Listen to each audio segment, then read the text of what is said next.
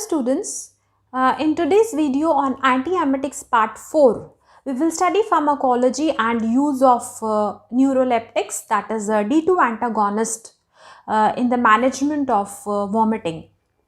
Now, neuroleptics are antipsychotic drugs useful in all functional psychosis. Now, first generation neuroleptics are potent antiemetics. Now, some of the drugs that belong to this class are chlorpromazine, triflupromazine, prochlorperazine, haloperidol, etc. Now, these drugs exhibit potent antiemetic action. Now, let's understand the mechanism of action. Now, D2 antagonists exhibit antiemetic action by blocking D2 receptors which are located at the chemoreceptor trigger zone. Now look at this diagram. This diagram explains mechanism of action of D2 antagonist. Now, as we all know, vomiting occurs due to the stimulation of vomiting center located in the medulla oblongata, that is a brain stem. Now, closely associated with the vomiting center is the chemoreceptor trigger zone, in short CTZ, also called as the area postrema. Now, chemoreceptor trigger zone is located outside the blood-brain barrier and it is easily stimulated by chemicals, by chemotherapy, by drugs like digoxin, morphine, etc. Now, a number of receptors are located on chemoreceptor trigger zone.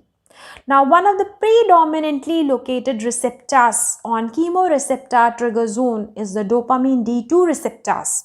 Now, these receptors are present in huge number, or they are present in the enormous number on the chemoreceptor trigger zone.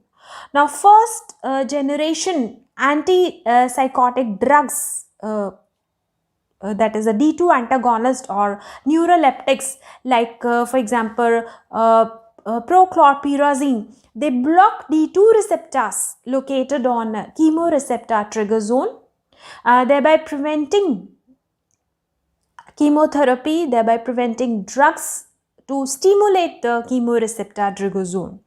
Thus, emetic signals are neither generated nor they are transmitted to the vomiting center.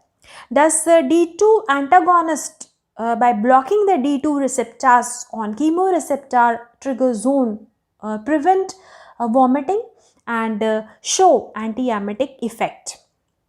However, the dose that is required for the antiemetic effect of these neuroleptics is much less than the dose required for their antipsychotic effects. Now, these neuroleptics, they are not indicated in the treatment of motion sickness because the vestibular nuclei does not possess dopamine D2 receptors, and therefore these drugs, they are not useful in the treatment of motion sickness. Now, prochlorperazine is the commonly used antiemetic. It is a D2 antagonist and it possesses additional anticholinergic, H1 antihistaminic properties, and also exhibit anti-adrenergic effect by blocking the alpha-1 receptors. Now, therapeutic uses of neuroleptics. Neuroleptics are broad spectrum antiemetics. They are found useful in the management of drug-induced nausea and vomiting, and that is post chemotherapy. They are also useful in post-operative nausea and vomiting, and they are found effective also in the treatment of post-radiation therapy, that is radiation sickness induced nausea and vomiting. Now, neuroleptics are not effective in motion sickness as discussed earlier. However, these D2 antagonists, they are not a preferred choice due to numerous side effects and drug-drug interactions. Now let's discuss side effects of neuroleptics or D2 antagonist. Now, as discussed earlier, these drugs are not preferred for the management of vomiting because of the numerous side effects. Now, first and the most important side effects are the extrapyramidal side effects. These are characterized by acute dystonia. Acute dystonia is characterized by muscle spasm, that is the involuntary contraction of muscles of, for example, extremities, face, neck, and these involuntary contraction of muscles cause abnormal movements and abnormal posture of the body. Apart from this, extrapyramidal side effects also include akathisia, which is characterized by restlessness.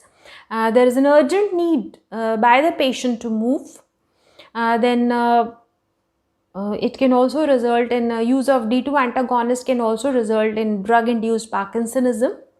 Now, if these D2 antagonists are used for longer periods, that is for months to years, they can also cause tardive dyskinesia, characterized by involuntary and repetitive movements, facial movements, for example, eye blinking, then grimacing, etc. Now, apart from this, these drugs also exhibit antihistaminic side effects, which include sedation.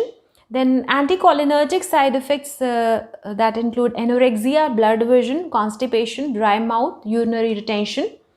And these drugs, since some of these drugs they exhibit anti-adrenergic effect due to the blockage of alpha-1 adrenergic receptors, they can also produce orthostatic hypotension. And these drugs can also produce hyperprolactinemia, amenorrhea, breast enlargement, and sexual dysfunction. So, D2 antagonists are not the preferred choices due to these numerous side effects. And apart from this, they also exhibit a number of drug-drug interactions. So, this is in brief on pharmacology and the use of neuroleptics, that is D2 antagonist as antiemetics. If you find the video useful, kindly like, subscribe and share this video. Please note that the information provided in this video is meant exclusively for the students from their examination point of view. Kindly consult your physician for the treatment of nausea and vomiting. Thanks for watching the video.